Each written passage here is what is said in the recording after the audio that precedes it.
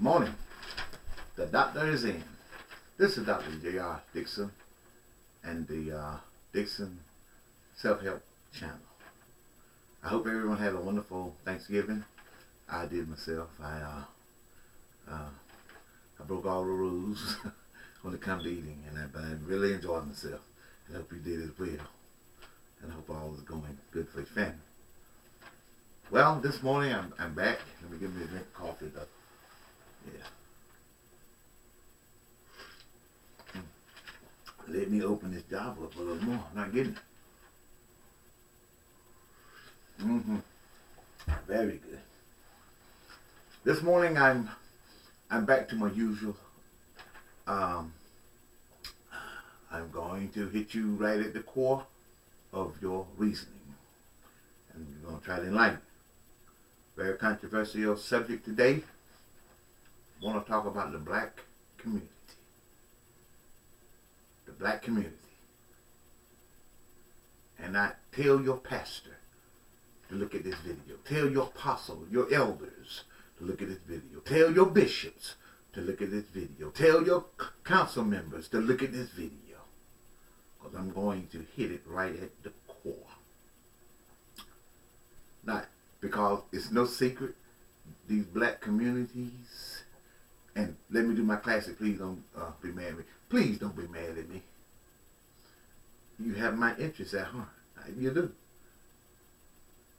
But today I'm going to have to hurt some feelings and make some folk mad because maybe you'll do something positive for a change. Because everybody knows it's no secret. It's on all news channels in every community. Look at the 6 o'clock news, the 12 o'clock news, the AM news, the local news, proliferated with robbers, break-ins, gang bash, shootings, gang violence, crimes of all magnitudes and genres. So it's no secret.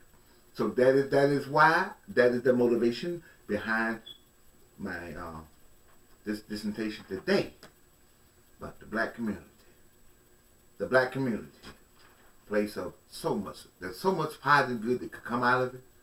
But unfortunately, it has become a cesspool of crime and violence. And I'm going to enlighten you. This is why. Now, there were two models that communities, black communities, were made from. The discussion was between Booker T. Washington and W.E. Du Bois, two revered men in our history. Booker T. Washington model was this. He said, let everyone learn a trade. See, we're trying to pull us out of the effects of slavery so we could become self-sufficient and become valuable citizens in our new roles. So he said, let everyone learn a trade.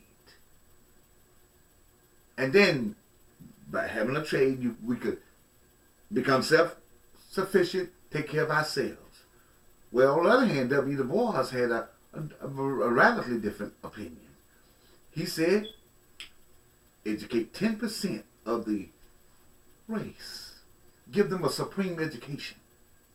Send them to the best schools and, let them learn the arts and the sciences. And then the 10% will come back and lead the 90% that were left behind.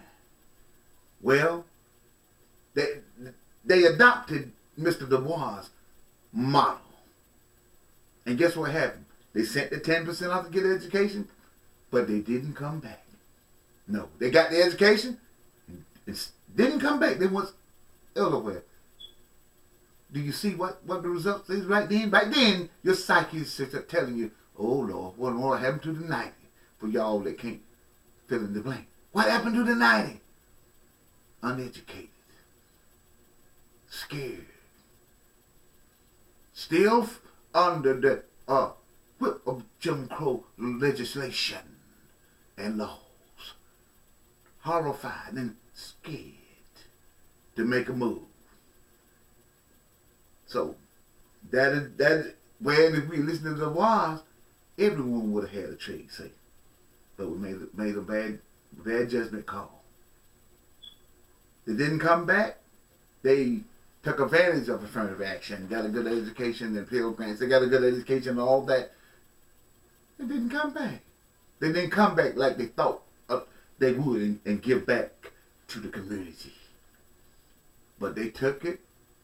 They became doctors and lawyers and teachers and pastors and, well, pastors had a flight to come back because they want to deal directly with the people. But they didn't come back like, it didn't work like they thought it would. Hold on one second, please. Let me see. Make sure this thing is still working. Yeah. It's still working. The camera giving me a fit here lately. They didn't come back. So this is what happened. When these educated blacks, degreed blacks, came back, they moved into better neighborhoods. Yes, better neighborhoods. When they moved into better neighborhoods, that caused a white exodus. You ever hear the cliche, oh, there go the neighborhood? Well, when one or two of them moved moving in, the white folk left. When the white folk left, the educated 10% formed their own communities. See? And I'm not blaming this. None of you are in it. This is historical. See? They formed their own neighborhoods. The only time they went back into the community, the black community, the 90% community, was to teach at the school or to the hospital or something like that. Then as soon as 5 o'clock came, they got out of Dodge. And I understand why. Do you know why?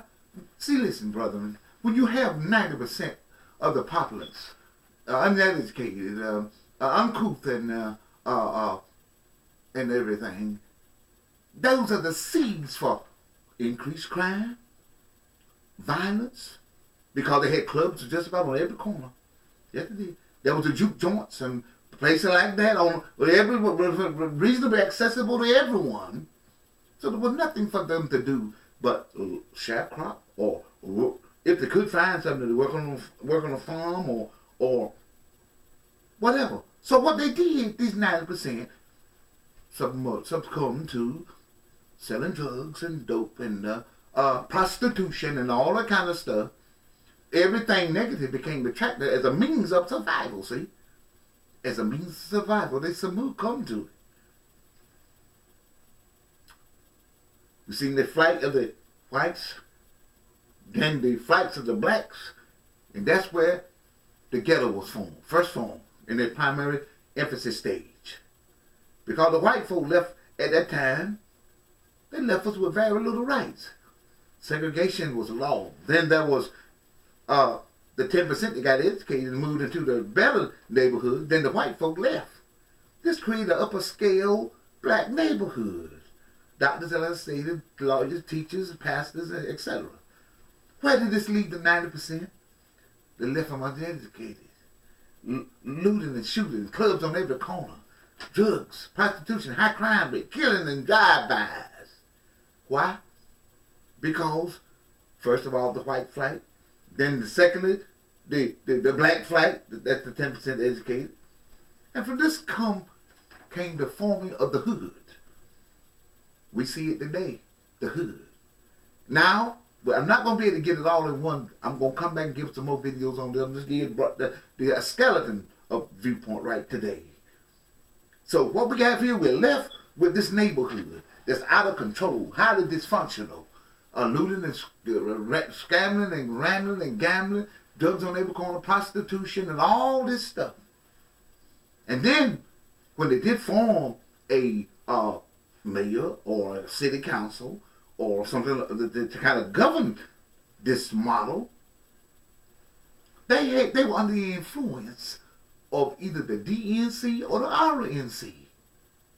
And what the DNC and the RNC did, they exploited this model. this black neighborhood. They exploited it. This one pointing at them saying it was their fault. That one pointing at them saying it was their fault. And we are listening to both. So what the DNC? Now, here's where the trouble in these black neighborhoods.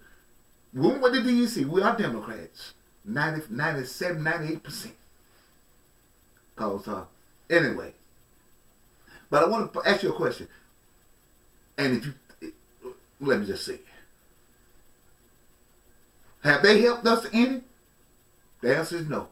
You can go to any, you can leave where you live today, go to any city, any town, all the way around. You'll see the same model in operation. You probably never thought about it. Go to any town, you're going to see the hood. That's where all the drugs, that's where all the dope, that's where all the prostitution, that's where all the crime, that's where all the gang-by shooting, drive-by shooting. Check out the white neighborhood. The same models in every town. There ain't no drive-by in no white neighborhood. None of that stuff like that. Ain't nobody standing on no corners in the white neighborhood. None of that. No prostitution in the white neighborhood. Yes, they participate in it, but they'll leave their neighborhood and come to our neighborhood. See? And this model, man, it was a brilliant plan to keep us enslaved. This model is in every town or city across America. I don't care what state you go to, you will see this model. And I'm telling you, pastors, you apostles, you evangelists, you elders, you churches, they got churches on every corner. You're not doing your job. You're not doing your job. Because as a man of God, you maybe